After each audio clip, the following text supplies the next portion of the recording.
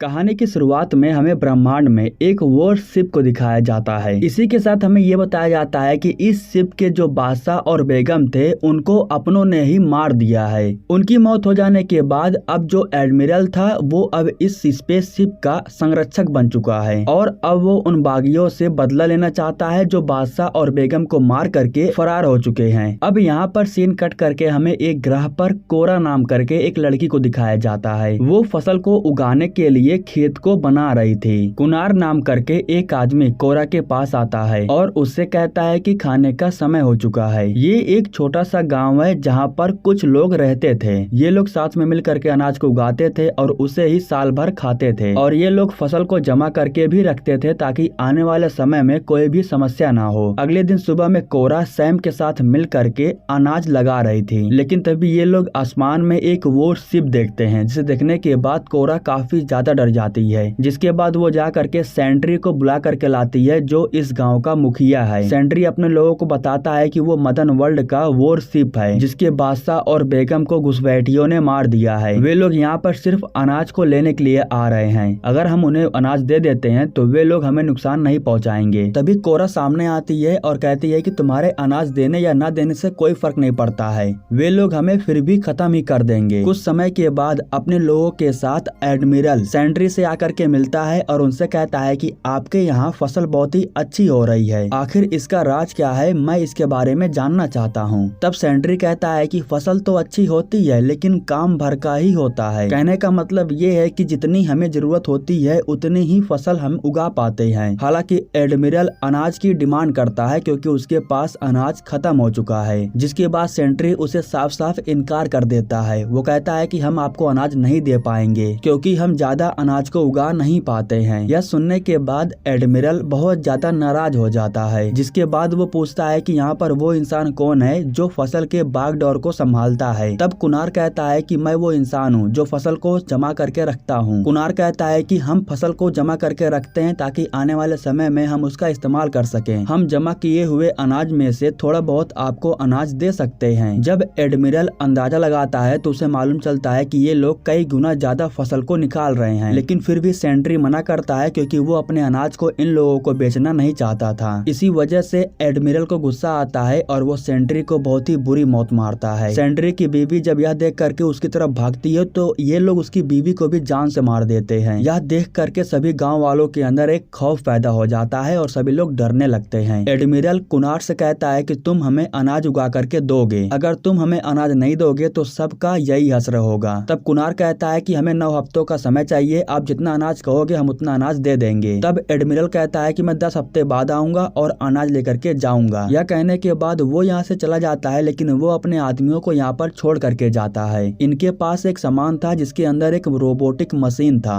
Eris नाम करके एक बंदा था जो उस रोबोट को ओपन कर देता है और उसे काम करने के लिए कहता है। अब वो रोबोट इनके सामानों को इनके साथ रखने के लिए तैयार हो जाता है, लेकिन जब वो सामानों को रखने के लिए जा रहा था तभी यहाँ पर एक मार्कस नाम का बंदा था जो उसके ऊपर फायरिंग कर देता है, जिसकी वजह से वो रोबोट जख्मी हो करके नीचे गिर जाता है। यह देख करके एरिस फिर से बीच में आता है और मार्कस को ऐसा करने से मना करने लगता है। इनकी फाइट को देख करके इनका जो लीडर था वो बीच में आता है और इन दोनों को शांत करता है। इस मशीन यानी कि रोबोट के मुंह में मिट्टी लग चुका था, इसलिए वो उसे धोने के लिए नदी के किनारे जाता है और जब वो नदी के किनारे बैठा हुआ था तभी उससे बात करने के लिए यहाँ पर सैम आती है। वो रोबोट सैम से काफी अच्छे से बात करता है और कहता है कि तुम बिल्कुल हमारी राजकुमारी की तरह दिखती हो। हमारे बादशाह बेगम और उनकी राजकुमारी को घुसपैठियों ने जान से मार दिया है, इसी वजह से अब ये लोग मेरे साथ ऐसा सलूक कर रहे हैं। इसके बाद सैम फूलों का एक माला बना करके रोबोट को पहना देती है और रोबोट से कहती है कि तुम बहुत ही अच्छे हो। सीन कट करके हमें कुनार को दिखाया जाता है। मुखिया की मौत हो जाने के बाद अब वही था जो सबको संभाल रहा था। उसके साथ जितने भी लोग थे सभी लोगों का यही कहना था कि हम उन्हें अनाज देंगे और वे लोग हमें नुकसान नहीं पहुंचाएंगे, लेकिन कोरा को पहले ही पता था कि एक समय पर वे लोग इनकी दुनिया को तबाह कर देंगे। खैर रात के समय में हमें सैम को दिखाया जाता है जो नल से पानी भर रही थी, लेकिन तभी यहीं पर जो मार्कस था वो सैम के पास आ जाता है और उसके साथ बदतमीजी करने लगता है। सैम चिल्ला रही थी और उसके चिल्लाने की आवाज कोरा भी सुन रही थी। जो एरिस था वो फिर से बीच में आता है और वो मार्कस को मार करके उस लड़की को छोड़ने के लिए कहता है, लेकिन इसके बाद ये लोग एरिस को ही मारने लगते हैं और वो इन लोगों से जीत नहीं पाता है। तभी यहीं पर कोरा आ जाती है और वो इन लोगों से कहती है कि मैं तुम्हें वार्निंग दे रही हूँ कि तुम उस लड़की को छोड़ दो, लेकिन ये लोग उसकी वार्निंग को नहीं सुनते हैं, इसलिए इन लोगों के बीच में फाइट होने लगती है, जिसके बाद कोरा अकेले ही एक एक करके सभी लोगों को मार देती है। लेकिन अब जो सैम थी वो लीडर के कब्जे में थी और उसने उसके ऊपर गन तान रखा था। तभी यहीं पर वो रोबोट आ जाता है और उसका लीडर रोबोट से कहता है कि सभी लोगों को मार दो। यह कहने के बाद वो सभी लोगों को मारने के लिए गन उठाता है, लेकिन पता नहीं उस रोबोट को क्या हो जाता है, वो उसी गन से अपने ही लीडर को शूट करके मार देता है और इस तरीके से वो सैम को बचा लेता है। कुछ समय के बाद यहाँ पर पूरे गाँव वाले इकट्ठा हो जाते हैं और इस हादसे को अपनी आंखों से देखते हैं, जिसके बाद सबको यकीन हो जाता है कि कोरा सही कह रही है, वे लोग इनकी दुनिया को तबाह कर सकते हैं। इसलिए कोरा के जो बाबा थे वो कोरा को उसकी गन देते हुए कहते हैं कि तुम जाओ और सभी योद्धाओं को अपने साथ इकट्ठा करो ताकि सभी योद्धाएं हमारे साथ मिल करके मदन वर्ल्ड के खिलाफ लड़ सकें। इसके बाद कोरा उन महान योद्धाओं को ढूंढने के लिए एक सफर पर निकल जाती है। वो उन्हीं योद्धाओं को ढूंढने के लिए निकली थी जो मदन वर्ल्ड के खिलाफ में थे। दरअसल मदर वर्ल्ड के लोगों ने बहुत सी दुनियाओं को, बहुत से ग्रह को तबाह किया था। इसी वजह से हर एक ग्रह पर उसके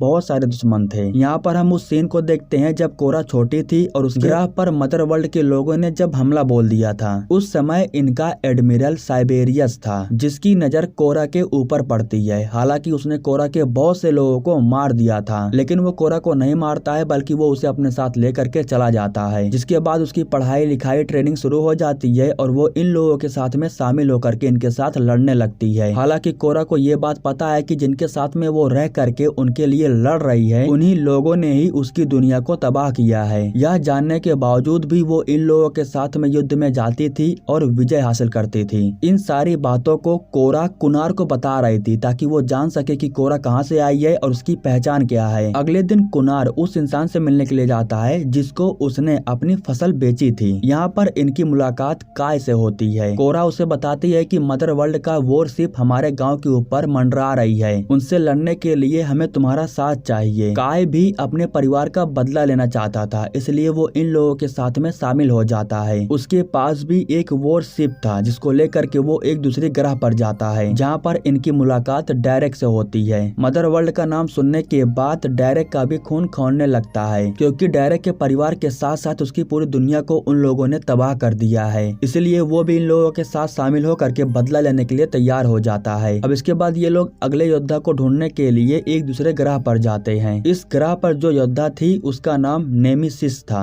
ये तलवार चलाने में काफी ज्यादा माहिर थी। काय उससे मिलता है और उससे बात करके उससे रिक्वेस्ट करता है। नेमिसिस के बच्चों को मदर वर्ल्ड के लोगों ने मार दिया था, इसलिए वो भी बदला लेना चाहती थी। इसी वजह से वो भी इन लोगों के साथ में शामिल हो जाती है, लेकिन वो ये भी कहती है कि हमें और योद्धाओं की जरूरत पड़ने वाली है, क्योंकि हम इस छोटे से टुकड़े से उनका मुकाबला नहीं कर पाएंगे। इसके बाद ये लोग जनरल टाइटस से जाकर के मिलते हैं, जो कि काफी ज्यादा निराश था। उसका भी परिवार और ग्रह समाप्त हो चुका था। वो कोरा से कहता है कि मेरे पास कुछ भी नहीं बचा है, मैं तुम्हारा साथ नहीं दे सकता हूँ। तब कोरा कहती है कि तुम हमारी आखिरी उम्मीद हो, तुम हमारे साथ मिल करके उनसे बदला ले सकते हो। बदले का नाम सुनने के बाद वो इन लोगों का साथ देने के लिए तैयार हो जाता है। इधर एडमिरल के लोगों ने एक बंदे को पकड़ रखा था जिसे कुछ जानकारी मालूम था। वो एडमिरल को बताता है कि तुम्हारे बागियों की लेविटिका ने हेल्प की है, जरूरत के सारे सामानों को बागियों को उसी ने ही दिया है। सच्चाई जानने के बाद एडमिरल उसे जान से मार देता है। इधर हम कोरा को देखते हैं जो दोबारा से लेविटिका के पास गई थी उससे हेल्प मांगने के लिए। लेविटिका की प्रजाति बहुत पुरानी सभ्यता से है, इनके पास हर एक साधन है।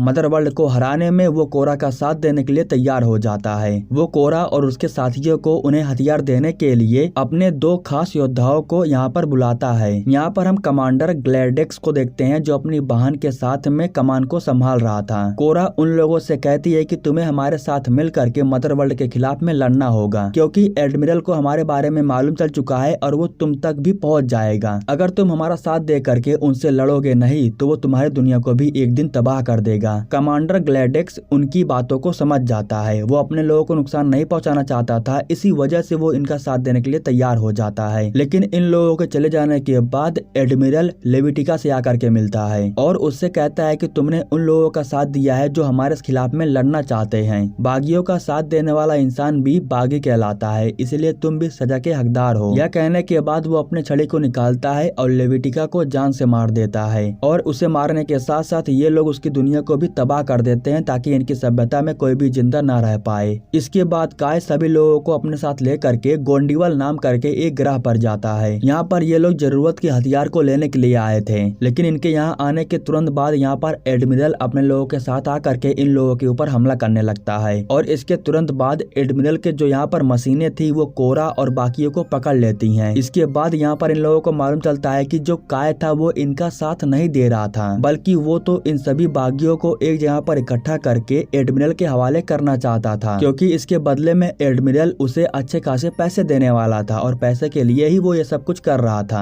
हालांकि काय के पूरे परिवार को एडमिरल ने ही मारा था, लेकिन उसका कहना यह था कि एडमिरल से कोई भी जीत नहीं पाएगा और यह कह करके वो हार मान लेता है। अब जितने भी लोग एडमिरल को मारना चाहते थे वे सभी लोग उसके चंगुल में आ चुके थे। एडमिरल कोरा से कहता है कि तुम लोग तो लड़ने से पहले ही हार चुके हो। इसके बाद काय एक वीपन निकाल करके कुनार को देता है और उस वीपन की मदद से सबसे पहले वो कोरा को मारने के लिए कहता है, क्योंकि इसके अलावा अब उसके पास और कोई ऑप्शन नहीं था। लेकिन वो कोरा को मारता नहीं है, बल्कि उसी वीपन से कोरा को वो आजाद कर देता है। कोरा फौरन आजाद हो जाती है और उसी वीपन का इस्तेमाल करके कुनार काय को जान से मार देता है और इसके बाद इन लोगों के बीच में फाइट होने लगती है। एक एक करके जितने भी लोग कैद थे वे सभी लोग आजाद हो जाते हैं और इन लोगों के खिलाफ में लड़ने लगते हैं। एडमिरल का जो वॉर शिप था ग्लैडेक्स उसे देख लेता है। वही शिप थी जो लगातार इन लोगों के ऊपर हमला कर रही थी और सभी लोगों को मार रही थी। इसीलिए ग्लैडेक्स फैसला करता है कि वो जाएगा और उस शिप को तबाह कर देगा। हालांकि उस शिप को तबाह करने में वो कामयाब तो हो जाता है, लेकिन इसके बदले में उसे गोली लग जाती है। वो शिप जिसके कंट्रोल में थी उसकी मौत हो जाने के बाद अब वो शिप आउट ऑफ कंट्रोल हो जाती है, जिसके बाद वो शिप तबाह हो करके नीचे की तरफ गिरने लगता है। शिप नीचे गिर करके ब्रिज टूटता उससे पहले ही कोरा एडमिरल के पास आ जाती है, क्योंकि इस बार कोरा एडमिरल को छोड़ना नहीं चाहती थी, वो इस बार उसे जान से मार देना चाहती थी। इन दोनों के बीच में फाइट होने लगती है और कुछ समय के बाद कोरा एडमिरल के हाथों के ऊपर हमला करके उसके हाथों को ही तोड़ देती है। एक हाथ टूट जाने के बाद अब वो कुछ नहीं कर पा रहा था और कोरा लगातार उसके ऊपर हमला कर रही थी। इसके बाद कोरा एडमिरल को उसके ही छड़ी से उसे जान से मार देती है और उसे मारने के बाद वो उसे नीचे की तरफ फेंक देती है। इस तरीके से एडमिरल को मार करके वो अपने परिवार और अपने सभी दोस्तों का बदला ले लेती है। कुनार की वजह से ही इन लोगों को एक जीवन दान मिला था, इसलिए ये लोग कुनार को शुक्रिया कहते हैं। इसके बाद कोरा सभी दोस्तों को लेकर के अपने सुंदर से गांव में वापस लौट आती है। इसके बाद हमें उस जगह को दिखाया जाता है जहां पर एडमिरल को मार करके उसके शरीर को फेंक दिया गया था। उसके लोग आ करके दोबारा से उसे उठा करके अपनी स्पेसशिप में लेकर जाने के बाद उसका इलाज करने लगते हैं। यहाँ पर हमें मालूम चलता है कि एडमिरल के दिमाग में मशीन सेट किया गया है। उन्हीं मशीनों को रिपेयर करके फिर से रिस्टार्ट कर दिया जाता है, जिसके बाद एडमिरल दोबारा से जिंदा हो जाता है और वो जा करके बादशाह से मिलता है। पुराने बादशाह की मौत हो जाने के बाद अब ये नए बादशाह थे जिससे उसकी मुलाकात हो रही थी। बादशाह एडमिरल से कहता है कि मुझे हर एक कीमत पर उन बागियों की लाश चाहिए, लेकिन मैं चाहता हूँ कि तुम कोरा को मेरे पास लेकर के आओ ताकि मैं उसे अपने हाथों से मार सकूं, क्योंकि वही हमारी सबसे बड़ी दुश्मन है। उसी की वजह से ही हमारे बहुत सारे लोग मारे जा चुके हैं। तब एडमिरल कहता है कि इस बार मैं नाकामयाब नहीं होऊंगा, मैं सफल होकर के ही आऊंगा। इसी के साथ इस मूवी का जो पार्ट 1 था वो यहीं पर समाप्त हो जाता है। दोस्तों, हमारे YouTube चैनल को सब्सक्राइब करने के लिए आप लोगों का दिल से शुक्रिया।